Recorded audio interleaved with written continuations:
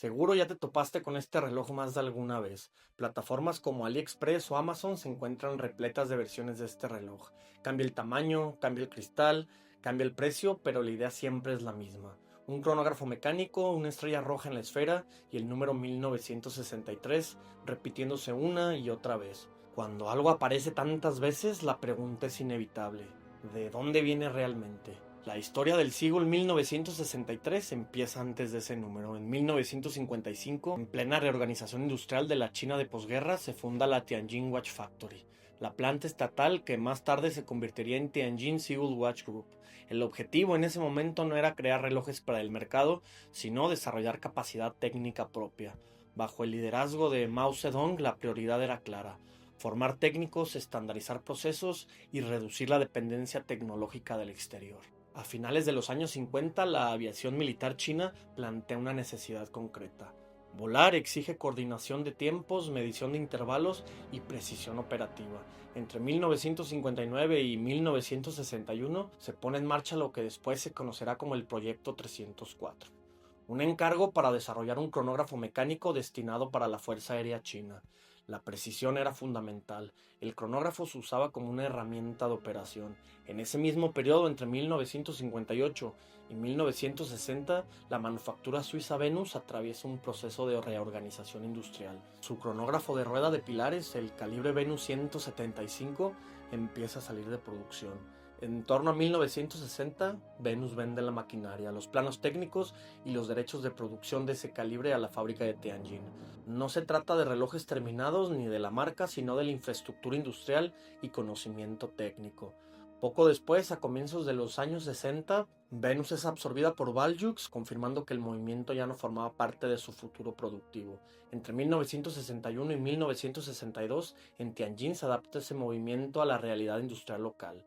Se ajustan tolerancias, se forman técnicos y se establecen procesos estables de producción.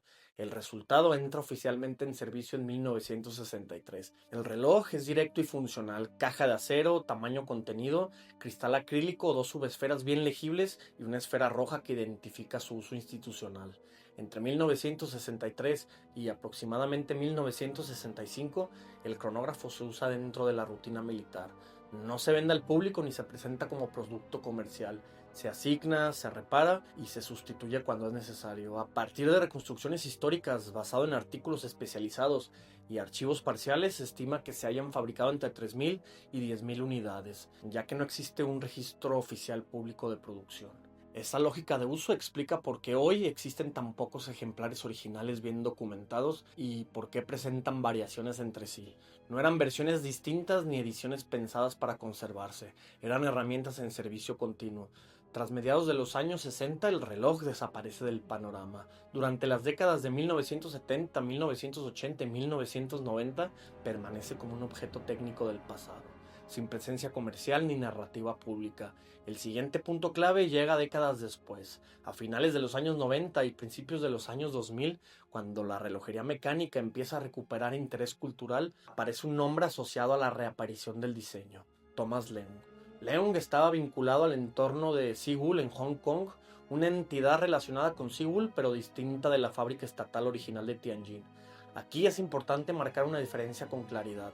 Se piensa que Thomas Leung no participó en el proyecto militar original de los años 60 ni en el desarrollo técnico del reloj de 1963. La evidencia histórica disponible no lo sitúa dentro del proyecto 304.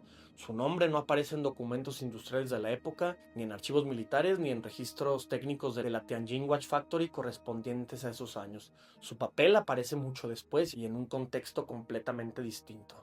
Según reconstrucciones históricas recogidas por Houdinki entre 2003 y 2005, Thomas impulsa y vende las primeras ediciones de la reedición moderna del Seagull 1963 para el mercado civil. Son los primeros ejemplares que vuelven a circular como producto comercial décadas después del proyecto 304, antes de que la producción se amplíe y el diseño se multiplique en versiones.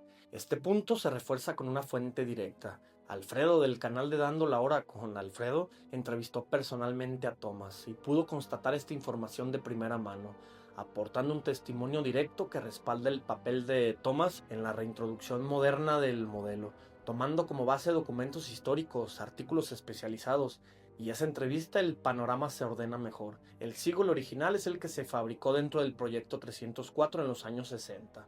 En la actualidad, Seagull es quien mantiene la distribución oficial del 1963 y quien fabrica el movimiento cronógrafo que utiliza en sus versiones modernas, como muchas de las marcas que hoy producen homenajes e interpretaciones de este reloj.